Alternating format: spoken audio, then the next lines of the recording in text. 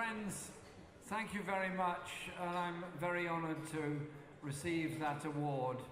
And I'd like to say thank you to Ibrahim and to Raif for all the work they do and being such great friends. And it's absolutely true. I first met Ibrahim when he was at school, and I've always been impressed by his hard work, his determination, and his dedication.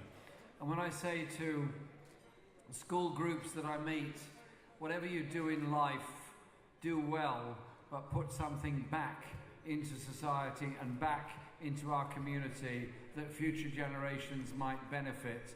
I just think of the huge work done by Ibrahim and Raif, not just in their own work, in their own businesses, but the incredible support they've given to so many people in the community. Raif, Ibrahim and your lovely family, thank you so much for everything that you do for our community.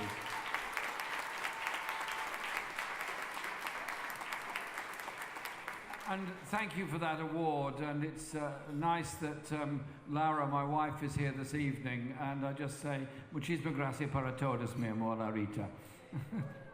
Nobody understands that, but you're okay.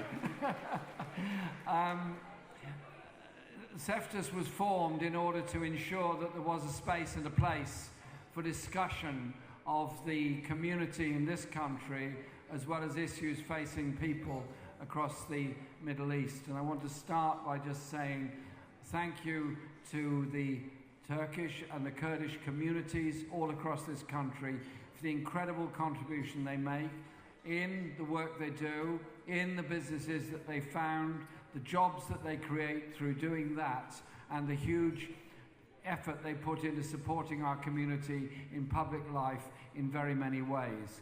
And I'm very proud to represent my own constituency of Islington North, and it's been my privilege to visit Turkey, all parts of Turkey, and visit many of the places that the Kurdish people in a majority in both Turkey as well as in Iraq and other places, because I want to see a peaceful world in the future. That contribution in this community, in this country, is a huge one and brings people together. And if we're to be honest with ourselves and serious about the issues facing the world, we have to face some often quite difficult truths. One is that Turkey at the moment is home to almost 4 million refugees. 4 million refugees because of wars in Syria and indeed human rights abuses in other places.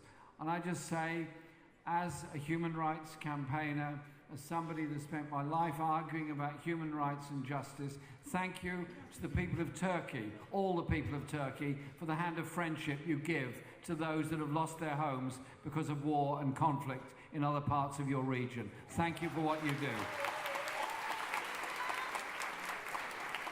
And I say to all countries within the European Union and of course within the Council of Europe, we all have to play our part, all of us have to play our part in supporting refugees and asylum seekers. But we also have to all play our part in looking at the causes of why people flee in the first place, why the wars take place, why the brutality takes place, and why we too often turn a blind eye to abuse of human rights. As far as I'm concerned, the Universal Declaration of Human Rights in 1948 was a crucial document. That document gave the world a basis on which you can respect people's rights.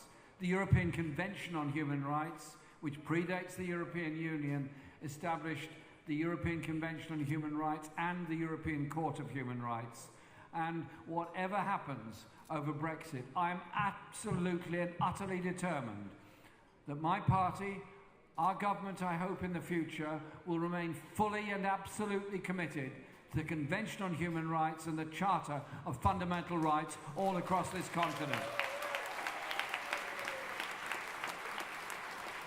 And that we see the cause of human rights and justice as central and fundamental to our attitude to the rest of the world and our foreign policy. So, when people sell arms, then wonder why there's oppression, there's sometimes a connection. When people turn a blind eye to abuse of human rights and wonder why they carry on, there's a connection. Those that can should always speak up for those who can't and those who are oppressed. That surely is what unites us as human beings, unites us as people all across this world.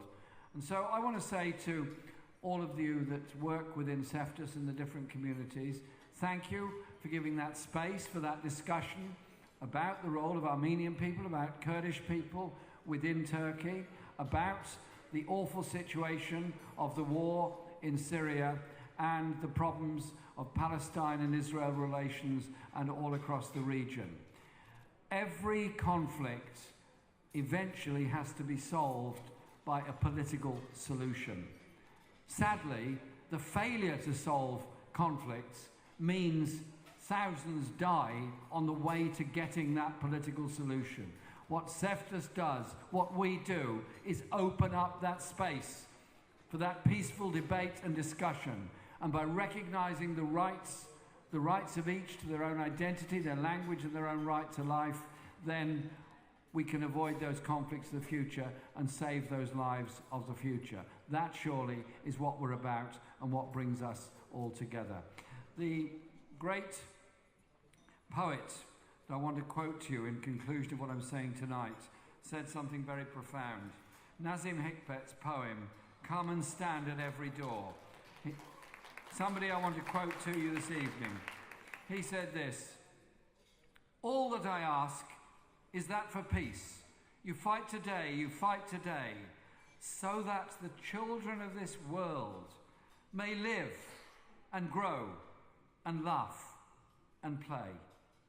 That is the world we want, a world for our children to be able to laugh and grow and play. And we say to those that try to divide us by racism, by xenophobia, by excessive nationalism, sorry, our divisions are dangerous, because divisions don't build homes, don't build schools, don't build hospitals, don't provide that safe, secure place for children.